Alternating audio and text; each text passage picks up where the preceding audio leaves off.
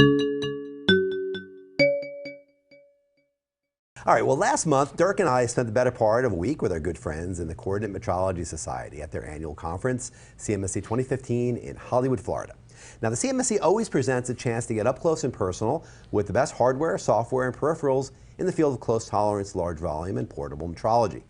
For those in industrial sectors such as aerospace, automotive, and shipbuilding, to name just a few, portable coordinate metrology systems are absolutely essential. So while we were at this year's show, Dirk and I taped some video segments highlighting some of the CMSC's ongoing work. On this very program, on July 24th, we aired the interview that we did with incoming CMSC chairperson Rena Malari and her predecessor Ron Rode. The following week, we showed you one of the great new products debuting at the show, the Inca 4 photogrammetry camera from Geodetic Systems, Inc. Now, we're going to bring you another interview collected at CMSC 2015. In this segment, Dirk sat down with Keith Bevan of the National Physical Laboratory in the UK, as well as Gary Confalone, President and CEO of ECM Global Measurement Solutions. These two gentlemen have been working closely together on the CMSC's Level 1 and Level 2 personnel certification, as well as a training program that supports it. So, these are two very smart guys with a lot to say. So without further ado, let's roll the tape and listen in. Okay guys, so we're at the CMSC show and we're in the measurement zone, and obviously we've been talking about for a long time that you have been creating a certification program. But one of the problems from what I understand is that people who want to study for it don't have a single point for a body of knowledge that they can study from. Is that true? Until now. Until now, okay. Yeah. It's been, well, this all started back in 2008 with the certification committee coming to, bring the Level 1, Level 2 exam. After we got the Level 1 exam and implemented it at the show. Which is the written exam, that's the knowledge exam. Yeah, okay. The knowledge exam. The people were panning that there was no way to study for it. So we kind of sat back and to see what would happen. We want an industry to do this. This is all people volunteering to participate. Went a year, nothing really happened. So, me and Keith were talking one night and decided, let's go forth and, put together a program so people can study and have a course that's more of a preparatory course for the certification. And what kind of information is that? I mean, we should say that this is specific to large-scale precision 3D metrology, right? That's correct, but there's elements that are core, whatever metrology you're doing, to make sure that when you are actually doing coordinate metrology, you have that knowledge and understanding to be able to make informed decisions, good behavior, and also then be able to understand and answer some of the knowledge questions that are associated with the certification program. And this body of knowledge has been lacking, not just here in the United States, but I think you told me that even in the UK or Europe, that nobody's really consolidated it for this specific field, the 3D metrology. Yeah. For this, it doesn't exist in the UK as it is in this moment in time. And so how have people been coming up to speed? How have people been learning to do this? Well, they've basically been working with, obviously, the equipment manufacturers and then learning all about the software, the equipment, and then going and applying it. But what you're finding is that there's people coming into the industry who are then using that piece of equipment or being taught that piece of equipment with no metrology knowledge whatsoever and expected to do the same job as somebody who may have 20, 30 years experience. And obviously what you guys have learned here is those people in the tests that you've done, they actually don't really necessarily know what they're doing. There is an element of that. They know what they're doing is maybe a little bit strong, but actually within the measurement zone over the years that we have been doing all the different studies, what it's allowed us to do is to prove to people that there are really good practices, there are elements about behavior that really will contribute into making good decisions when using all the technologies in large volume. Yeah. And what is the body of knowledge that you're putting together? If you can just kind of outline some of what people might expect to find in this. Well, there's 5 categories. They target in on blueprint reading, equipment knowledge, meaning basically all the equipment that's at the show you should be familiar with, ethics, people that are preparing for the measurement, And- what you do during the measurement, what you do after the measurement. So it's not just about pressing the button and looking at the software. and how to handle the data. Yeah, exactly. You know, what to do with the data, how you report it, how you look at it, and, you know, different coordinate systems. And When you were pulling all of this together, did you find particular types of information or particular type of knowledge that was actually hard to find? Like nobody was supplying it, for instance? Or well, you know, one of the things that we kind of touched on, you know, a lot of the people that are getting in this field are brilliant. You know, we hire engineers, a lot of entry-level engineers. Nobody's heard of metrology. Nobody knows anything about it. Most people think it's the weather when they first hear it. But so this was a good way to take people that have been working in the field and see what their knowledge is. For me, it was particularly important because when I hire a contractor or hire somebody to help me, and they say they're an expert, I want some type of certification or some safety net, so I know, you know, I get what I'm asking for.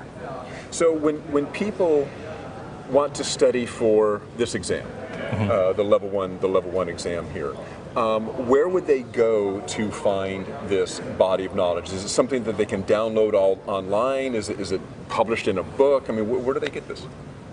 Yeah, well, the body of knowledge is, all the topics are listed on the CMSC website. Okay. There's also references to, you know, various sources that they can look up information, you know, whether it be on the NIST website or the NPL website.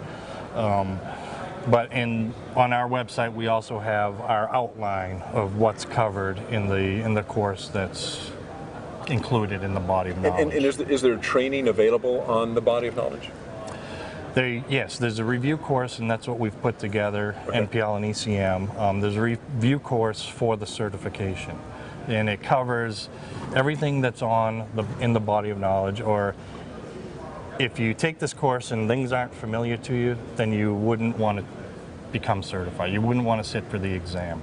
The course should be a refresher course for everything that's in the certification. So it goes over, you know, thermal coefficients of expansion, things you know, like repositioning of equipment, 3D best fits, GD&T, blueprint reading, things that you would expect an expert in the industry to know. Are there any particular topics that, for instance, GD&T, I'm thinking, is that one particular topic, or are there other topics that people really have no clue about? I think it's really about the measurement strategy. So Right. taking the blueprint, once you understand the best way or the good practice way of being able to set up things like the coordinate system, or how to measure certain features in particular ways, what is the number of points that you're going to do to measure a specific feature. There's lots of questions that you should be asking yourself when you're looking at that blueprint. And then setting out a real strategy that will take you forward, knowing that you're confident in the numbers that come out the other end, which is really what, when you get through the body of knowledge, it talks about data handling, statistical analysis. So there's a lot of things and detail in there that you can really make a difference with the information that you actually obtain. Does this assume the level one certification and the body of knowledge that it's based on? Does this assume a certain skill level or certain knowledge level to begin with? I mean, could anybody come in and study this and come up to speed and pass the certification test, or do you need some sort of, I don't know, college background or work background already in metrology to grasp it? Yeah, you don't need a college degree to take the exam, but there is a certain level, and it's all specified on the website, the criteria that you would need to come in before you took the certification. I think, is it 2 years? 2 years in the field. If you had a PhD in engineering and you sat for so you may not pass it, because a lot of it is knowledge of, you know, hands-on things that you would learn. Right. They're just not intuitive. These are things that you'd have to experience to be able to get them correct on the exam.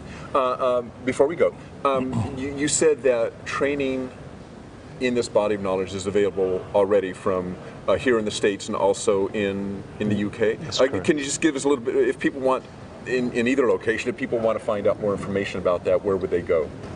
Yeah.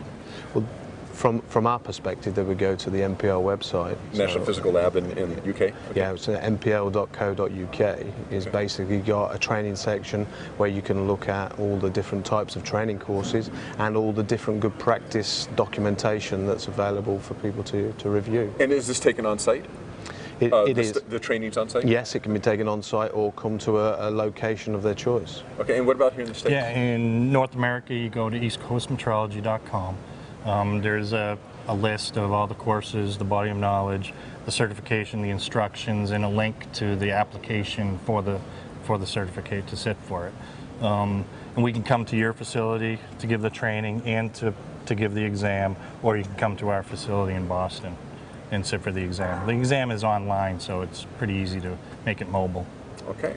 Guys, appreciate it. Thank you. Hey, thanks a bunch. Thanks a lot. Yeah, thank Congratulations, by the way, on the certification program. Sounds like it's going great. Yeah, Thank you. Okay. It is. Thanks. Well, there you go. That is the interview that Dirk conducted with Gary Confalone and Keith Bevan at CMSC 2015, talking about training and the CMSC certification program. Really good interview there, Dirk. Yeah, thanks. Yeah, no, it's what's going on at the CMSC with the metrology certification is really good stuff. So Yeah, breakthrough. Really, really interesting. We'll continue to track that in upcoming CMSCs as well, of course. and speaking of metrology stuff, don't forget our webinar next week with Nikon laser scanning and kind of the advantages of laser scanning, what it can bring to you over touch probing. So you want to check that out. That's next week, next Tuesday, September 1st, 2 p.m. Eastern, 11 a.m. Pacific. Yeah, increase your inspection productivity with the Insight L10, L100 laser scanner. So yeah, Tuesday. Check out your email for a registration link to that one. All right, well, thank